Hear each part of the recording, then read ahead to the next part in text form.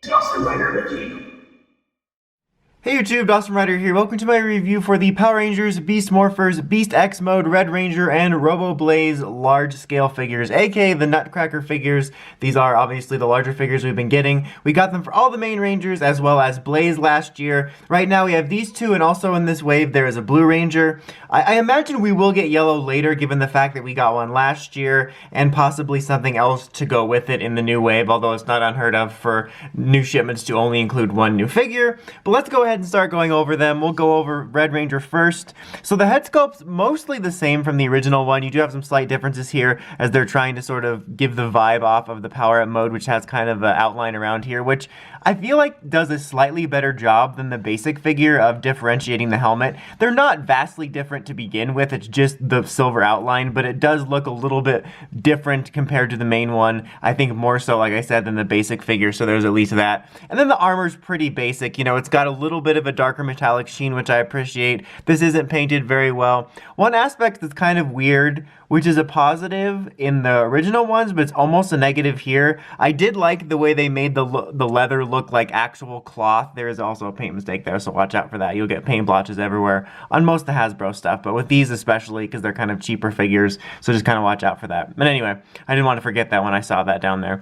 But so, as I was saying, they have like that cloth feel or that leather feel of like the folding fabric, which is neat. I like that compared to sort of the old Bandai figures like this, which a lot of the time would be so smooth and it would be kind of weird and awkward. But it looks weird with this. Like with this armor, I wish they had calibrated this a bit instead of just using the same thing, because it makes it look like it's so wrinkled, or that like this is causing wrinkles, and it just kind of looks off to me, and like it makes his arms look like he's been sitting out in the sun too long. Maybe that's just me, and like that's the way it always was on the first one, and it didn't bother me as much, but for whatever reason on this one it bothers me a little bit more. And then down here, the only real difference being these like silver plates here, which are also nicely painted, at least in actual silver. Not nicely painted because you can see all the little splotches, but in terms of the color, what I mean is it's not just a basic gray, like it's actually silver, which I appreciate those details. It does come with one weapon which isn't fixed in his hand. It's removable, which is the Cheetah Blaster, which is at this moment only been used in the cockpit. I don't know what Season 2 has in store for us, which I guess is fine because it didn't come with any of the originals. I'm not sure about why they chose that. I guess there isn't a distinct weapon for this mode in Go Busters. The only other option I can think of is something to do with like the Tatagami Lyo blaster, but maybe they're saving that.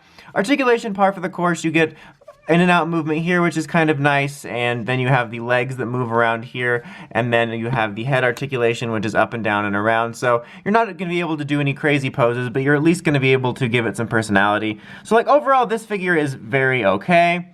Then you have Robo Blaze here, which is cool to have this because, as I've mentioned in previous reviews, Enter is one of my favorite Sentai villains, and I love the character, and I really do like this design. And even though this is a basic Nutcracker figure and I have some issues with it, I think it's mostly pretty good. I think they do an overall decent job at the core details on these figures. Like the metallic paint and the various shades is actually done well, and I appreciate that they didn't just make this a boring gray, which could have really made this feel like a boring cheap figure. But just sitting here like this is a pretty decently proportioned, decently painted figure for this villain, even if it's not the best, and you'll have little mistakes here and there, and you know, the articulation is, you know, leaving a lot to be desired in a lot of ways, just like all the other ones, but at least you can move some, so you can give it some personality. His legs are a little weird too, because you do have that leg articulation, which interrupts this cape here, this trench coat cape butt flap thing, and that looks weird. So I mean, I'm not really going to pose it like this anyway, but it's definitely a weird bit. Also has some little paint mistakes and stuff. He comes with his one weapon, which is his swashbuckling sword, which is kind of nice. That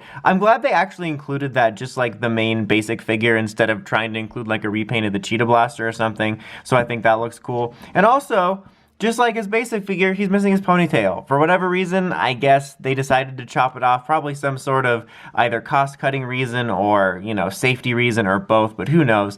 But basically, this figure isn't perfect, but I do think it's neat that we have it, because even though he's, like, related to Blaze in some form, which we don't know exactly yet before Season 2, he's not a Ranger, so it's kind of cool to actually have a full-on, more villain in this scale, and it looks pretty good. So, my opinion for these pretty much stands. fans. I don't think they're the absolute best figures, but I think in some aspects they're underrated. I think this one's very so-so. You know, if I had to recommend any of them, I would go for some of the other Rangers first. But I think this one's a pretty cool one to have, and they're actually decent-ish large-scale figures. They're just not perfect, you know, just kind of know that going in. And if you want one because you like the suits and you want a larger scale figure, just make sure you inspect it in your local store for any paint mistakes like he has there, rather than ordering online, because it's not exactly something that's so rare you're gonna have to like order it online to get it. Anyway, that's about it for this one. As always, don't forget to like, comment, subscribe, and climb the steps and ring that bell to get notifications for my videos. Dawson Ryder, signing out.